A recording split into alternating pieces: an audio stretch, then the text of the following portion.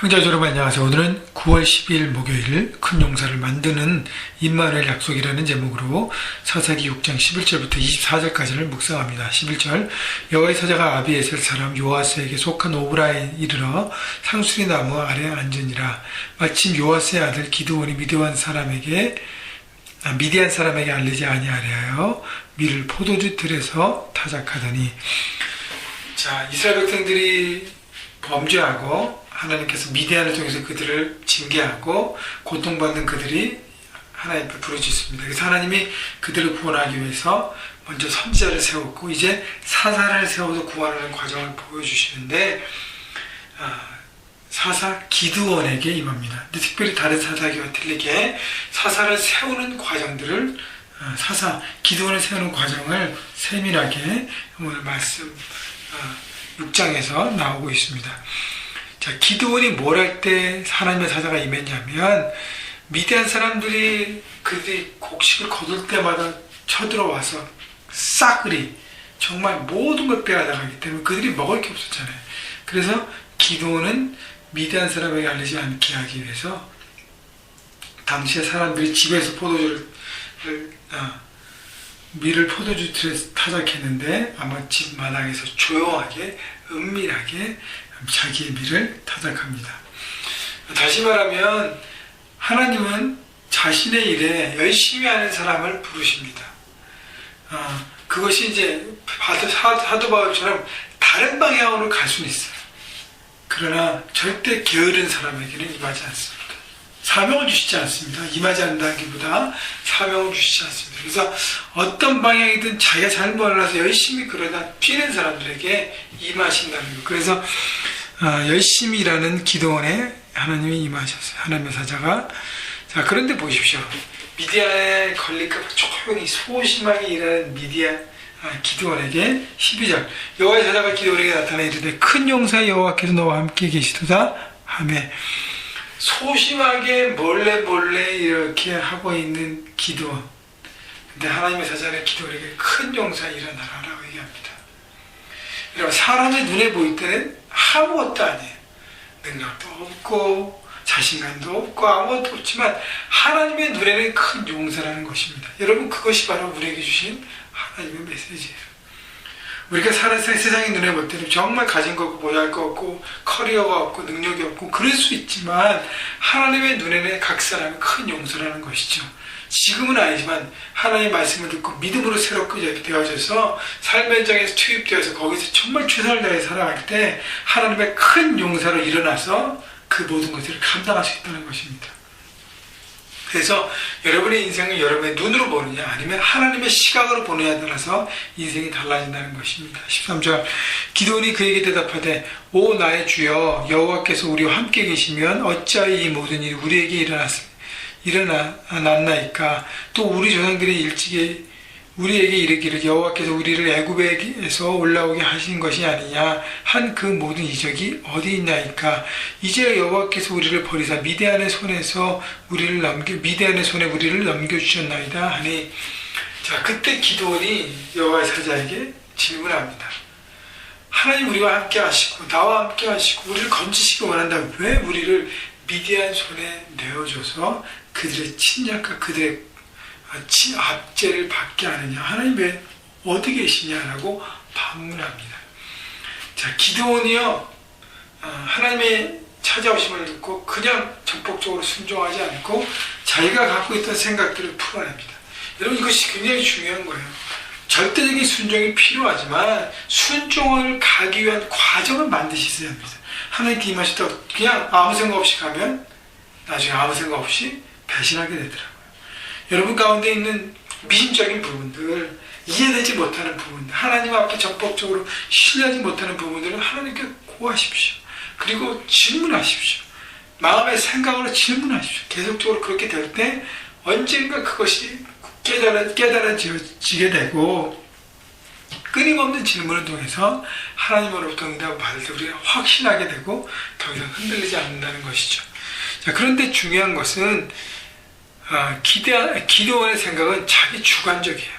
이스라엘 백성들이 뭘 잘못했는가 보다는 하나님이 왜 버리셨냐는 하나님에 대한 것을 모든 것 책임을 전가합니다.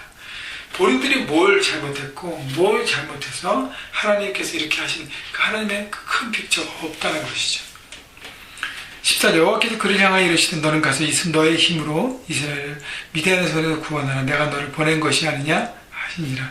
하나님은 거기에 대한 대답보다는 지금 네가 하나님을 의지해서 가서 네 민족을 구원하라고 말씀하십니다. 15절 그러나 기드온이 그에게 대답하되 오 주여 내가 무엇으로 이스라엘을 구원하리이까. 보소서 나의 집은 므낫세 중에 극히 약하고 나는 내 아버지 집에서 가장 작은 자니이다 하니. 또 기드온은 자기 중심으로 바라보는 거예요. 자기 주관적으로.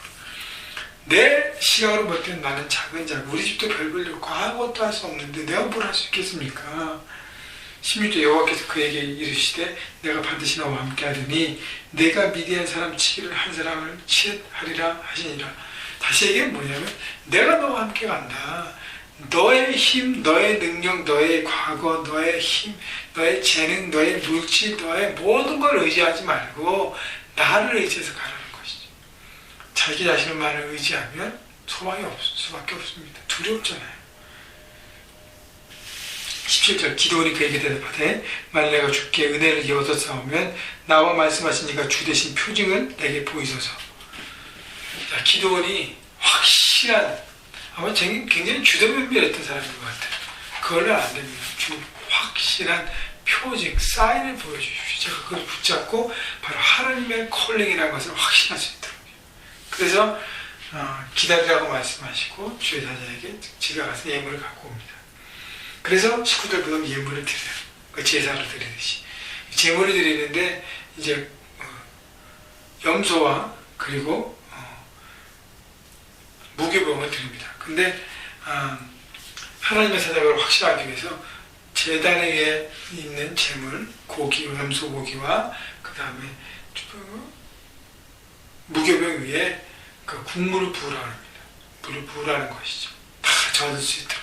그리고 나서 21절 여호와의 사자가 손에 잡은 지팡이 끝을 내밀어 고기와 무교병에 대니 불이 바위에서 나와 고기와 무교병을 살랐고 여호와의 사자는 떠나서 보이지 아니한지라. 그러니까 어떻게 우연찮게 되어지는 역사가 아니라 하나님께서 보여주는 역사로 하나님의 살아계심을 보여주는 것으로 불이 바위에서 나와서 젖은 무교병과 그 재물, 염소 새끼 고기를 다 태워버립니다. 하나님의 불이 임한 거예요. 하나님의 불, 하나님의 임재를 구체적으로 다시 한번 바라보고 22절 기드온이 그가 여호와의 사자인 줄 알고 이르되 슬프도소이다. 주 여호와여 내가 여호와의 사자를 대변하여 보았나이다. 자, 하나님 앞에 두려움을 가진 거예요. 하나님이 내가 그걸 계속 하냐고 묻고 내가 하나님의 임재를 깨닫지 못하고 이렇게 했구나. 하나님의 임재 앞에 두려움을 느낀 것이죠. 23절 여호와께서 그에게 이르시되 너는 안심하라 두려워하지 말라 죽지 아니하리라 하시니라. 그러니까 하나님의 임재 앞에 하나님의 다스림 앞에 정말 경망스럽게 막 얘기하고 하나님 앞에 얘기했고 물어봤고 사인을 보여달라고 그 모든 것 하나님의 임재를 바라고 두려워한 것이죠. 여러분 하나님은 거기에 대해서 뭐라고 그러지 않으세요? 뭐라고 그랬어요? 안심하라 두려워하지 말라. 중요한 것은 이제 나의 임재와 나에 대한 두려움을 가지고 하나님의 뜻 가운데 서기를 하는 기대하십니다. 24절 기드온이 여호와를 위하여 거기서 제단을 쌓고 그것을 여호와 샬롬 이라 하였더라. 그것이 오늘날까지 아비에셀 사람에게 속한 오브라에 있더라. 자, 제단을 쌓고 예배합니다. 하나님의 임재를 깊이 바라봅니다. 오늘 말씀에서 우리가 보는 것은 정말 소심하고 의심 많고 확인하려고 좋아하는 그 한 사람을 하나님의 용서로 세우는 과정을 봅니다. 자기 자신의 입장에서는 작은 자지만 하나님의 은혜는 큰 용서를 하는 것. 그리고 하나님의 임재를 경험하면서 두려움이 평강으로 바뀌고 이제 순종으로 변한다는 것. 여러분 중요한 것이 그래서 하나님의 임재를 경험하는 것이 하나님 만나는 것입니다.